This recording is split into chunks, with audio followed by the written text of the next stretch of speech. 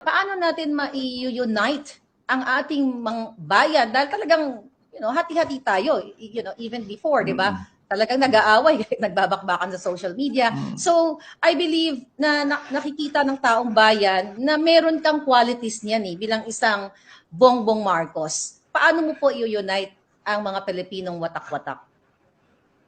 Isama mo lahat ng Pilipino doon sa yung ipapaliwanag mo na sasabihin, ito yung gagawin natin to. Wala natin, hindi na tayo, huwag natin makipag-away dahil pag nakipag-away lang tayo, wala na naman, walang mangyayari sa atin, kanilang lakad na naman ito. The only way to succeed is magkaisa tayo, sabay-sabay tayong gumalaw. Pero hindi mo magagawa yun kung wala kang magandang plano na ipapakita. Sabihin, okay, yung mga problemang hinaharap ng taong bayan ngayon, COVID, sabihin natin, employment, infrastructure development, agriculture, education, lahat ng mga kailangan, tulungan niyo ako. Sabay-sabay nating ayusin ito. Ito ang plano kung paano natin gagawin. Kailangan magbigay ka ng, ang gagawin ninyo, ito. Ako, ang trabaho ng gobyerno, ito yung gagawin. Pero kailangan namin ang tulong ng taong bayan. At ang taong bayan, ang kanilang magagawa ay ganito.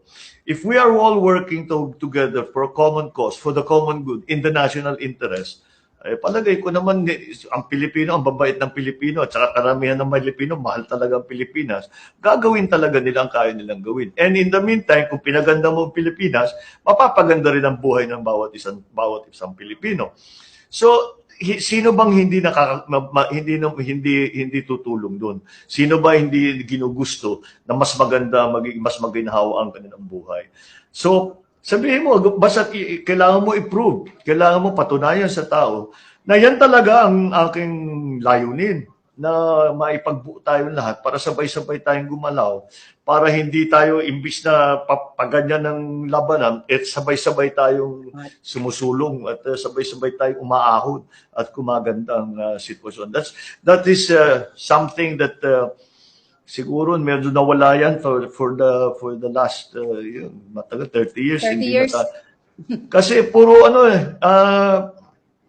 napupunta ngayon lahat sa politika . Lahat na lang ng decision is a political decision . Hindi yung meritocracy, hindi yung national interest. It's all about politics. Paano tayo makalamang sa politika? Paano natin matulungan yung kaibigan yung kaalyado natin sa politika? Hindi na iniisip yung Pilipinas. Anong gagawin? Anong maganda para sa Pilipinas? Hindi yung ano yung maganda para sa partido ko, hindi para sa akin, para sa mga kamag-anak ko, para sa kasama ko. Kung hindi, kung ano yung maganda para sa Pilipinas. Pagka